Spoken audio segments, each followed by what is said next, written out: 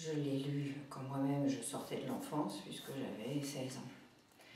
Mais j'ai découvert en Dickens la réponse à la question « Pourquoi est-ce que je lis ?» C'était simple, c'était pour éprouver des émotions. Or, jusqu'à présent, les romans classiques, qui étaient essentiellement des romans français, ceux qu'on faisait étudier à l'école, ne me donnaient pas ce que Dickens ensuite m'a donné à foison, l'envie de vivre.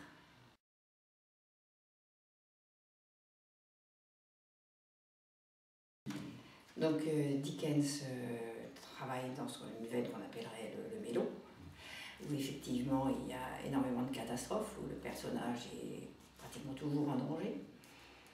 Simplement, on sait, dès qu'on commence, on sait qu'on va s'en sortir, à cause de l'écriture. Écriture dynamique et écriture qui me donnait quelque chose que ne me donnaient pas les romans français, le rire. Écriture humoriste. Et ça, j'ai très vite compris que l'humour, c'est ce que je dis à mes jeunes lecteurs, ça guérit tout, y compris soi-même. Donc, j'y allais de confiance. Et tous ces récits sont des récits que les psychologues diraient des récits de résilience, c'est-à-dire la vie même de Dickens, reproduite inlassablement dans ses récits. Ça va mal, mais on va s'en sortir.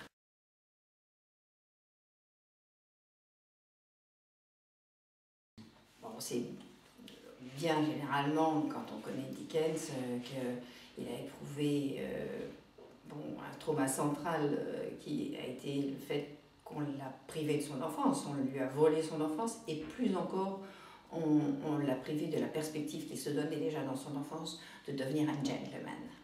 Voilà, brutalement, sa famille est tombée dans la déchéance, son père est allé en prison et lui-même a dû aller au travail, lui qui se voyait déjà comme un petit gentleman cultivé. Le père de Dickens faisait des dettes, était un homme immature, irresponsable, qui tout simplement dépensait plus qu'il ne gagnait, ce qui était pour Dickens le fait même du malheur, dépenser plus que ce qu'on gagne. Et toute la famille a été emprisonnée pour dette, ce qui se faisait aussi dans la même cellule, sauf Charles, qui lui a eu une chambre en ville, on va dire, ce qui pouvait sembler être un statut privilégié, mais à la vérité il était chassé du foyer et il était le seul à gagner sa vie.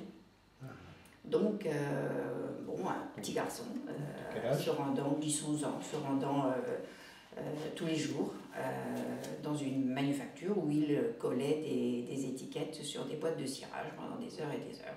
Puis le soir, en prenant des chemins détournés pour que personne ne sache où il allait, se rendant à la prison pour avoir quand même son dîner avec sa famille. Puis rentrant dans sa piole à lui, en ville. Sa protection a été qu'il avait déjà été aimé et qu'il avait déjà une culture. Donc il a beaucoup vécu dans l'imaginaire, toute cette période-là. Est-ce qu'il a été vraiment très malheureux? Je pense qu'il a eu c'était un traumatisme certainement, mais bon, c'était aussi un enfant d'une grande capacité d'adaptation, et donc je pense qu'il en a profité pour accumuler tout ce savoir qui va ensuite faire fructifier, c'est-à-dire toute cette connaissance du petit peuple de Londres, de la misère humaine, des voleurs, des prostituées, enfin tout ce qui va ensuite ressurgir dans des textes comme Oliver Twist. Il va frôler tout ça, et sans tomber lui-même dans la déchéance, comme si quelque chose le protégeait quand même. Il aurait pu tomber dans cette période-là.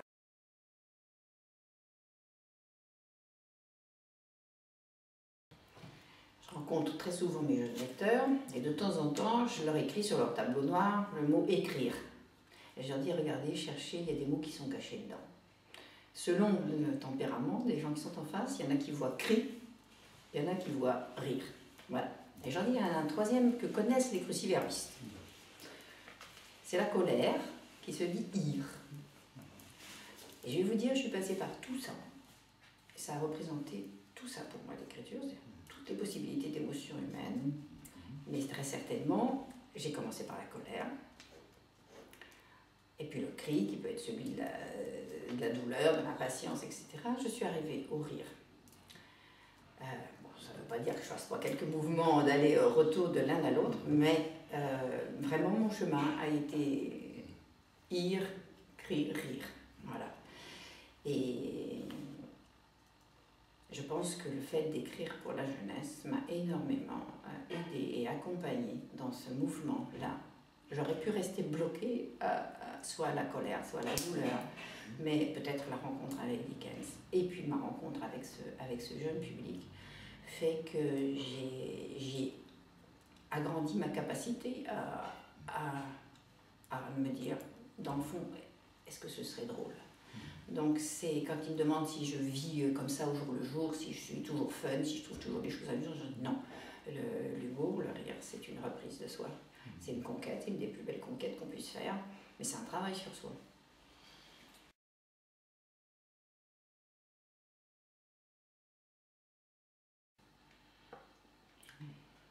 Écrire, ça me fatigue beaucoup, donc il me faut une grosse motivation. Et la motivation, je vais la trouver dans deux choses. Quelque chose d'urgent à leur dire. Je me dis ça, il faut que je leur dise. Alors ça me motive à écrire. Et la deuxième, c'est un personnage qui va me ressembler. Et le plus souvent, ça va être un marginal. Donc ça pourra être un garçon homosexuel ou un débile mental. C'est ce qui va me permettre l'identification. Et c'est ce qui va me mettre en marche. L'autre, bon, ben, ça va être un sujet très très fort. Et je me dis, bon voilà, comme dans La fille du docteur Baudouin, une jeune fille qui est confrontée à l'IVG, qui comme va le traverser. Voilà. Donc, c'est vrai que quand les documentalistes de collège me présentent à moi-même mes livres selon les thématiques, ça a l'air du lourd, comme dirait ma fille. Oui. Et je leur dis, oh là là, moi je ne le dirais pas si on me le présentait comme ça. Et donc, en fait, ma question est toujours, est-ce que je peux rire? Jusqu'où est-ce que je peux rire?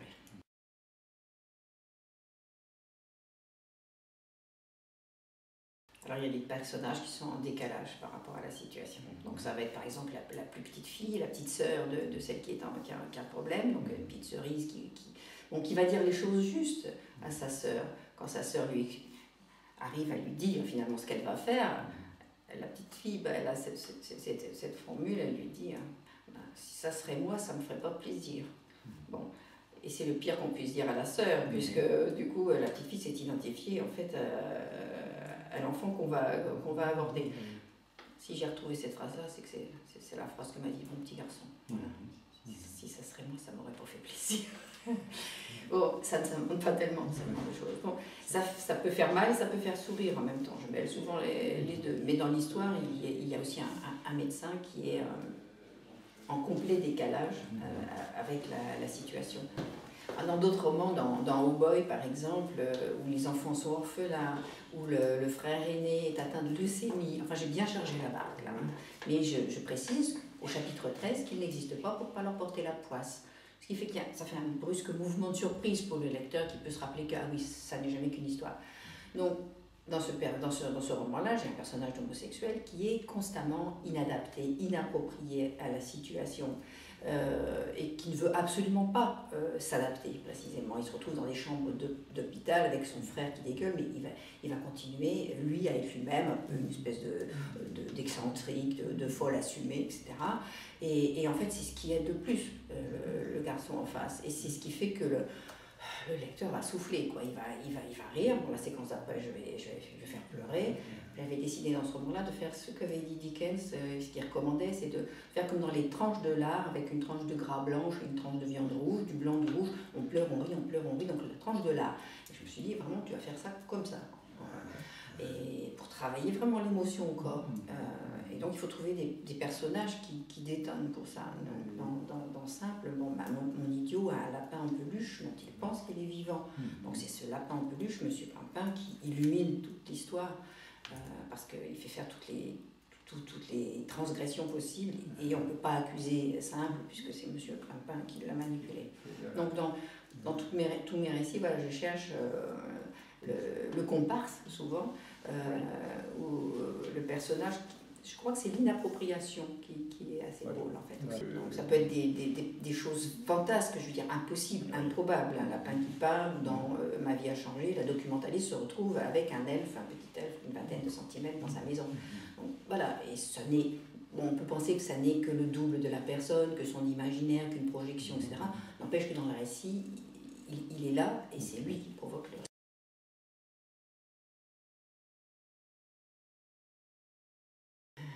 On leur demande trop d'être conformes. Ouais. C'est tellement triste d'être sage. J'ai été très sage, une petite fille sage. À l'intérieur de moi, c'était une autre affaire. J'avais un double. Donc c'est peut-être l'expression de mon ambivalence là dans mes récits. Et peut-être je les encourage un peu à oser ne pas être totalement appropriés. Alors ce qui est amusant, c'est que ces jeunes qui sont pleins souvent déjà de préjugés, d'idées de conformité, me disent le héros. Et quand ils me disent le héros, alors il y a beaucoup de personnages dans mes histoires, c'est toujours le personnage inapproprié. Donc ils vont, eux, s'identifier à ce qu'ils traitent dans la cour de récré de pété, donc ils vont s'identifier à l'homosexuel, ou ils vont au fameux gogol, ils vont s'identifier au débile mental. Et avec beaucoup de jouissance à chaque fois. C'est leur personnage préféré, et ils aimeraient bien le connaître. Et c'est tout ce qu'ils rejettent le plus souvent.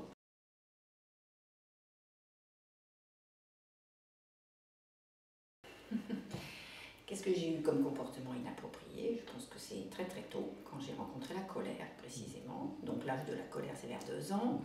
J'ai vu dans l'album, ça doit être ça, parce que ma maman m'a dit qu'on ne peut plus mettre mes caprices sur le compte des dents, puisqu'elles sont toutes poussées. Donc voilà, que je suis un petit diable. C'est quand même rare que ma maman, qui positivait tous, ait dit ça. Donc pareil, je me roulais par terre. Voilà. Alors qu'est-ce qui s'est passé à ce moment-là? Ça a parfois été mon interrogation. J'ai renoncé à vraiment savoir. Ce qui s'est passé comme conséquence, ce qu'on m'a donné comme conséquence, c'est que je faisais ce qu'on appelait à l'époque des plaques nerveuses. C'est-à-dire ça faisait, alors on me disait ça fait une plaque de 10 centimes, ça fait une plaque de 20 centimes. Et ma maman a fini par me menacer en me disant tu vas être chauve si tu continues tes colères. Ça a dû marcher puisque j'ai arrêté les colères. Et je suis chauve aujourd'hui. Et maman est morte. Je suis toujours en colère.